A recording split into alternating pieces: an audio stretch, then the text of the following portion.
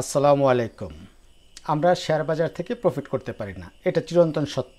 আমরা ১০০ জন বিনিয়োগকারীর মধ্যে আমরা যারা ক্ষুদ্র বিনিয়োগকারী আছি, দেখা গেল যে আমরা ৯৮ জনই আমরা প্রফিট করতে পারি না, আমরা লস করি। এটা কেন হয় সেই ব্যাপার নিয়ে বিস্তর আলোচনা করব। পাশাপাশি লো পেইড শেয়ারগুলি কোন কোন শেয়ারগুলি এখন আমাদের কেনা উচিত এবং কেন কেনা উচিত না সে ব্যাপার নিয়েও আলোচনা করব। আমি একটা স্ক্যানার রেডি করছি, সে বিষয়ে আলোচনা করব। আর পুরো আলোচনা জুড়ে আমি রাটক্লিক জাকারিয়া আছি আপনাদের সাথে, আর আপনারা দেখছেন স্টক মার্কেট রাটক্লিক ইউটিউব চ্যানেল। শুরু করার আগে প্রতিবারের মতোই শেয়ার বাজার ঝুঁকিপূর্ণ, তাই জেনে বুঝে নিজের ইচ্ছায় বিনিয়োগ করুন। আমার এই আলোচনা কখনোই আপনার বাই বা সেল নির্দেশনা প্রদান করে না। চলুন আমরা মূল আলোচনায়। শেয়ার বাজার এমন একটা সেক্টর বা এমন একটা বিজনেস যেখানে আপনাকে প্রচুর প্রচুর লাভ দিবে, গাড়ি বাড়ি বানাতে সহায়তা করবে। আবার এই সেক্টরটা এমন একটা সেক্টর যেখানে আপনাকে রাতারাতি ফকির করে দিবে। তাই আমাদের জানতে হবে, আমাদের প্রপার নলেজ থাকতে হবে শেয়ার মার্কেট সম্পর্কে, মানে বিনিয়োগ শিক্ষায় শিক্ষিত হতে হবে।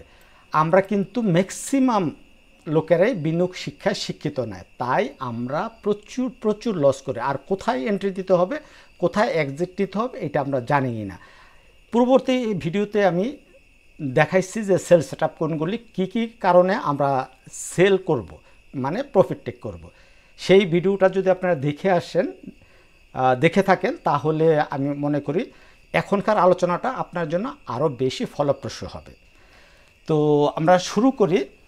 ব্যাপারটা হলো, প্রথমে আমাদের এই যে একটা লিস্ট, এ এবং B category low paid share. Low পেডের মধ্যে এখানে 15 লেখা আছে, আসলে 30 কোটি টাকার নিচে যেই পেড আপ ক্যাপিটাল তাকেই আমি লো পেড হিসাবে এখানে লিস্ট করছি। এখানে অনেকগুলি স্টক দেখেন, আমার অনেকগুলি স্টক আমি এখানে দিয়েছি। তো এর মধ্যে থেকে আমি সবগুলি নিয়ে কথা বলবো না, কিছু কিছু শেয়ার নিয়ে কথা বলবো যেগুলি আমার কাছে মনে হচ্ছে যে এন্ট্রি নেওয়ার সময়। আর কেন আমি বাকিগুলিতে এন্ট্রি নেব না, যেহেতু লো পেড একটু মুভমেন্ট আমি দেখতে পাচ্ছি। আজকেও যদি আমরা দেখি লো পেডের বেশ কিছু স্টক আমাদেরকে কিন্তু পারফর্মিংয়ে দেখা গেছে, এবং এইখানে দেখা যায় মিক্স, কিছু বাড়ছে অনেকগুলি কমছে। তারপরেও আমি আলোচনা করছি, চলুন আমরা একটু ক্লারিফাই করি। এই যে ইস্টার্ন লুব্রিকেন্ট সবচেয়ে কম পেইড আপের 1.5, মানে 2 মনে হয় ছিল, এটা আরও একটু কমছে। এইটা কোন জায়গায় আছে, আমরা এই যে রেজিস্ট্যান্স ব্রেকআউট করে সে ফল করতেছে, তার মানে এইটাতে আমরা আপাতত আমরা এন্ট্রি নেব না। যদিও এই যে আজকের ক্যান্ডেলটা একটা পজিটিভ ক্যান্ডেল, তার মানে এটা আমরা করব, বাদ দেব। কেন বাদ দেব? ওই যে বললাম যে অনেক বাড়া বেড়ে গেছে, তার মানে যে শেয়ারগুলি ট্রেন্ডে আছে কিন্তু অনেক বেড়ে গেছে, সেইগুলি কারেকশন হওয়ার অনেক চান্স আছে। সেই কারণে আমরা দেখব যে শেয়ারগুলি অনেক বেশি বেড়ে গেছে সেই শেয়ারগুলিতে আমরা দূরে থাকব। দেখেন এই যে ইস্টার্ন লুব্রিকেন্টটা 144%, 46% প্রফিট দিচ্ছে, তাহলে আমরা এটা দূরে থাকব। আমরা দূরে থাকব কোনটায়? এইটা এখনও মনে করেন নিচে আছে, তারপরেও আমরা যদি দেখি এইখান থেকে শেয়ারটা এইটুকু পর্যন্ত 32% প্রফিট দিয়ে সে কারেকশন করতেছে। সো কারেকশন শেষ হলে আমরা এমবি ফার্মাতে নিতে পারি, এবং এমবি ফার্মা খুব ছোট একটা মানে ছোট একটা পেড আপের শেয়ার।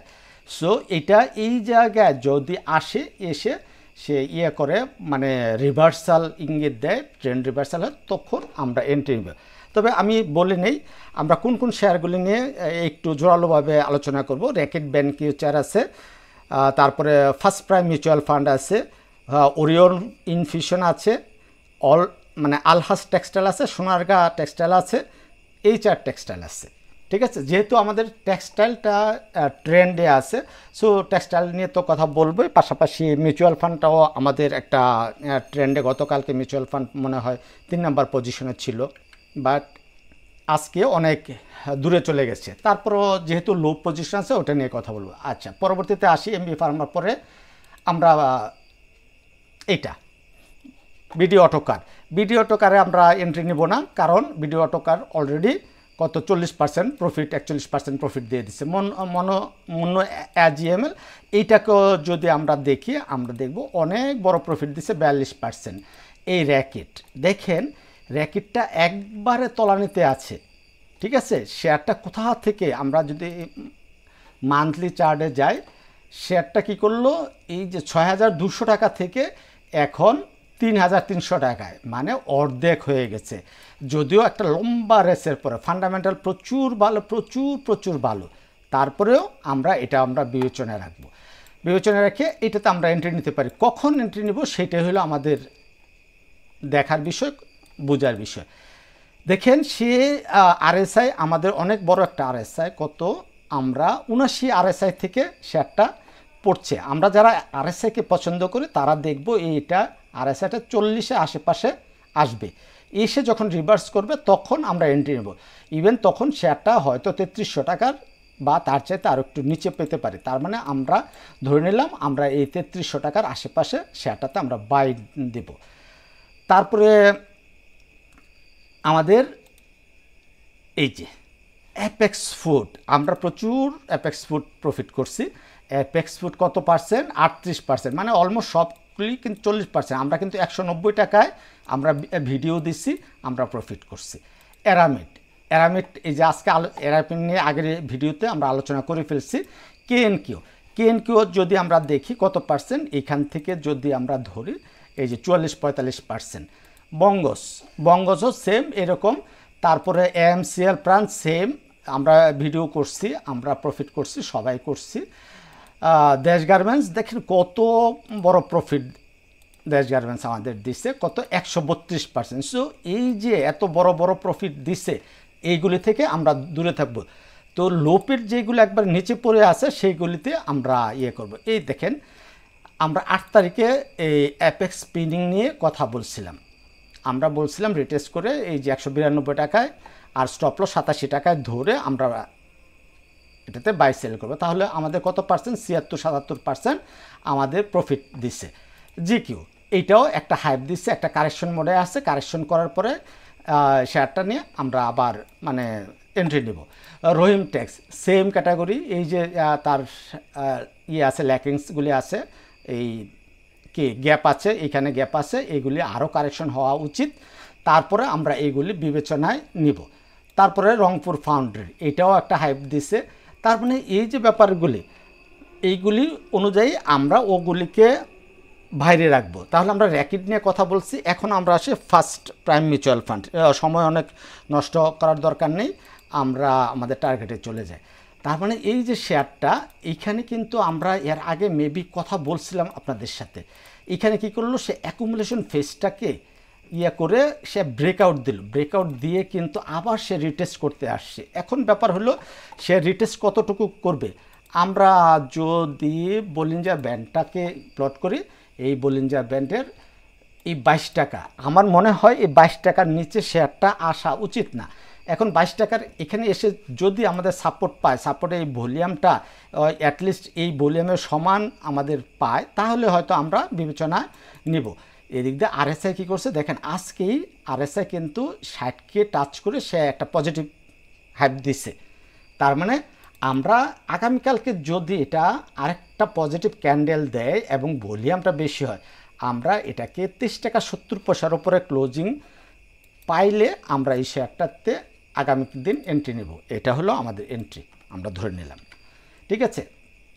তারপরে আমরা ওরিয়ন ইনফিউশন, এই হলো ওরিয়ন ইনফিউশন, ঠিক আছে। এ দেখেন রহিমা ফুড কত বড়, আজকে কথা বলছি কেন এটা সেল দেওয়ার দরকার। এই যে এই ক্যান্ডেলটা আমাদের সেল সিগন্যাল।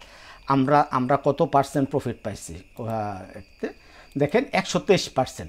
সো এই সমস্ত শেয়ার থেকে আমরা দূরে থাকবো। আসেন ওরিয়ন ইনফিউশন দেখেন। ওরিয়ন ইনফিউশন যদি আমরা মান্থলি চার্টে যাই, মান্থলি চার্টে আমরা হাইড করে দিই সব কিছু। কোথা থেকে আমাদের আসছে, ১০২০ টাকা বা ১৮ টাকা থেকে এসে সে এখন ৩৩৮ টাকা, অনেক কম প্রাইসে কারেকশন শেষ করছে। তাহলে আমরা এইটা নিয়ে চিন্তা করতে পারি। চিন্তা কি করতে পারি, আমরা এর আগে কোনো একটা ভিডিওতে বলছিলাম এটা একটা অ্যাকুমুলেশন জোন, সেটা ব্রেকআউট দিয়ে রিটেস্টে আসছে। এরপরে হলো ডিমান্ড জোনটা আমরা বলছিলাম এই যে ২৬৫ টাকা থেকে ৩০০ টাকা, এইটা তার ডিমান্ড জোন। তার নিচেও আর একটা ডিমান্ড জোন আছে। এখন যদি এই শেয়ারটা এর উপরে 360 টাকার উপরে ক্লোজিং নিশ্চিত করে, তাহলে আমরা শুধু এই শেয়ারটাতে রিস্ক নিয়ে আমরা এন্ট্রি নেব। আদারওয়াইজ এটা কারেকশন হতে হতে এই রেঞ্জে আসলে আমরা অল্প কিছু বাই করব, প্রফিট করব, উপরে উঠলে প্রফিট করব। আবার যখন এই রেঞ্জে আসছে তখন আমরা পুরোপুরিভাবে প্রস্তুত থাকব, এই ডিমান্ড জোনে আমরা শেয়ারটাতে এন্ট্রি নেব এবং ভালো প্রফিট তখন করব ইনশাল্লাহ। তারপরে আমাদের আছে সোনারগাঁ টেক্সটাইল। আসেন সোনারগাঁ টেক্সটাইল, এইটাও দেখেন কি করছে, এই যে একটা হাইপ আমাদের দিচ্ছে, কত বড় প্রফিট দিচ্ছে এই সোনারগাঁ টেক্সটাইল, আমাদের প্রচুর প্রফিট দিচ্ছে। আমরা যদি লাস্ট আমরা 13 তারিখে এটার ভিডিও করছিলাম, 200%-এর ওপর আমাদের প্রফিট দিচ্ছে। তাহলে এই সমস্ত শেয়ার থেকে দূরে থাকবে। এটা ল্যাকিংস কি, এই যে এইটা হলো তার অ্যাকচুয়াল ডিমান্ড জোন, এইখানে সে ডাবল বটম করে সে উঠতে পারে। আমাদের কিন্তু এই যে এই জায়গাতে আমাদের এন্ট্রি ছিল, এই 13 তারিখের 13/6 এন্ট্রি ছিল, তারপরে কিন্তু আমরা এখান থেকে ভালো কিছু দেখি না, তারপর নিচে আসছে, এখান থেকে সে উঠতে পারে। যদি উঠে তাহলে আমরা অন্তত এই জায়গায় 37 টাকা আমরা ধরি, যদি এই শেয়ার প্লে করে, মানে লোপের যদি প্লে কন্টিনিউ করে, তাহলে এই 37 টাকা 30 পয়সা নাকি একটু এটা, হ্যাঁ, এই 37 টাকা 30 পয়সার উপরে যেদিন ক্লোজ করবে এবং ভলিউম পাবে, সেই দিন আমরা এই শেয়ারটাতে এন্ট্রির কথা ভাববো। তবে আমাদের টার্গেট থাকবে শেয়ারটা এই জোনে আসলে আমরা কালেকশন করব, এর আগে না। আর আজকে যেহেতু যে আমেরিকা গেছে আমাদের উপদেষ্টা কয়েকজন, তাদের ফলপ্রসূ আলোচনা যদি হয় তাহলে এইখান থেকে শেয়ার উঠে যাবে, নিচে নামার সুযোগ কম, কারণ সোনারগাঁ টেক্সটাইলের ফান্ডামেন্টাল অনেক স্ট্রং। যেহেতু এইখানে এই পুরো লিস্টটাই আমাদের এ এবং বি ক্যাটাগরি, আমাদের খারাপ শেয়ার এখানে নেই এ বি ক্যাটাগরি, সেই হিসাবে। আর সবচেয়ে ভালো জায়গায় আছে আমাদের এইচআর টেক্সটাইল। গতকালকে অলরেডি আমরা গতকালকে এটা নিয়ে আলোচনা করছি, 28 তারিখে আমরা আলোচনা কি করছি, এই 27 টাকা 70 পয়সা উপরে ক্লোজিং নিশ্চিত হলে আমরা কিনব। অবশ্যই আজকে আমরা 27 টাকা 70 পয়সার উপরে সকালে দেখছি, পাশাপাশি ভলিউমটা অনেক ভালো, যদিও আমার হোল্ডিংয়ে আগে থেকে আছে এবং আজকে আমি কিছু হোল্ডিং প্রফিট টেক করছি। এবং আমার গ্রুপ, যেটা আমার পেড গ্রুপ, আপনারা জানেন, একটা মিনি প্যাক নামে একটা পেড সার্ভিস আমি দিয়ে থাকি, সেই গ্রুপেও আমাদের অনেকেরই এই শেয়ারটা হোল্ডিংয়ে আছে। আমরা গতকালকে 28 তারিখে কথা বলছিলাম, এই দেখেন এইচআর টেক্সটা আজকে সবচেয়ে বেশি বাড়ছে, ঠিক আছে। এই কটা স্টকের একটা সম্ভাব্য কথা বলছিলাম, তার মধ্যে দেখেন লোপেড, এটা লোপেড, শাসাটেন লোপেড না, এটা আমি বাদ যাবে, এটাও লোপেড না, বাদ যাবে, এইটাও মনে হয় লোপেড না। এই যে 97 30 কোটি টাকার নিচে পড়ে নাই, এইটা আমাদের লোপেড, তার মানে এইটাও বাড়ছে। আলহাজ ট্যাক্স, আলহাজ ট্যাক্স নিয়ে কথা বলছি, এই আলহাজ ট্যাক্স কথা বলি না, বলবো। তার মানে এই যে এখানে এই লোপেড দুইটাই কিন্তু শেয়ারের দাম বাড়ছে, এইগুলি একটু বড় পেডাবের, এইগুলির দাম বাড়ে নাই। তার মানে আমরা কি দেখব, আমরা লো পেডের দিকে থাকবো। এখন গতকালকে যারা আমরা কিনছি তারা তো, মানে আজকে সকালে যারা আমরা কিনছি তারা হ্যাপি, আমরা ইনশাল্লাহ প্রফিট পাবো। এবং এই যে এটা অনেক দিন আগে এটা নিয়েও আমরা কথা বলছি, আমরা দেখব এই যে ব্যাপারটা এইখানে আমরা দেখতে পাবো, আশা করি এইরকমভাবে আমরা দেখতে পাবো। এই দিকে শেয়ারটা আমরা এই 35 টাকা লেভেল পর্যন্ত দেখতে পাওয়ার সম্ভাবনা অনেক বেশি। তাহলে আলহাজ টেক্সটাইল, হ্যাঁ, এই যে আলহাজ টেক্সটাইলটাও অনেক নিচে আছে। তার অ্যাকুমুলেশন জোনটা যদি আমরা দেখাই, তার অ্যাকুমুলেশন জোনটাকে আমরা এইটুকু কাউন্ট করব, ঠিক আছে। এই জোনটা যতক্ষণ পর্যন্ত ব্রেক দিতে পারে না, এটা না, অ্যাকচুয়াল অ্যাকুমুলেশন জোনটা হলো এটা। সে ব্রেকআউট দিচ্ছিল, দিয়ে সে আবার রিটেস্ট করে আসছে। আমরা কোনো একদিন এই 16/7 বলছিলাম 124 টাকার উপরে ক্লোজিং কনফার্ম হলে আমরা এন্ট্রি নেব, 118 টাকা স্টপ লস। যেহেতু এখন 130 টাকা, তার মানে শেয়ারটা আমাদের স্টপ লস সিট করে নেয়। আমরা গ্রুপের আমাদের এই প্রায় 2500 সদস্যের পরিবারে আমরা প্রফিটে আসছি। সো আমার সাথে যারা আছেন, আমি আশা করি আপনারা খুশি আছেন, হ্যাপি আছেন। আমি যে অ্যানালাইসিসগুলি দিই মন থেকে দিই, যেন আপনারা প্রফিট করতে পারেন এবং আমাকে পছন্দ করেন, আমার সাথে থাকেন। আর এবং এটা বলি যে আমার এই হোয়াটসঅ্যাপ গ্রুপে আপনারা ফ্রিতে অ্যানালাইসিস আপনারা পেতে পারেন। আপনাদের কি সমস্যা আমাকে বললে আমি আপনাদেরকে সেই ব্যাপারে সহযোগিতা 100% করব। আমি কাউকে কারো মেসেজে রিপ্লাই দেই নাই, এইরকম আমার মনে নাই। দু একটা ভুল হলেও হতে পারে।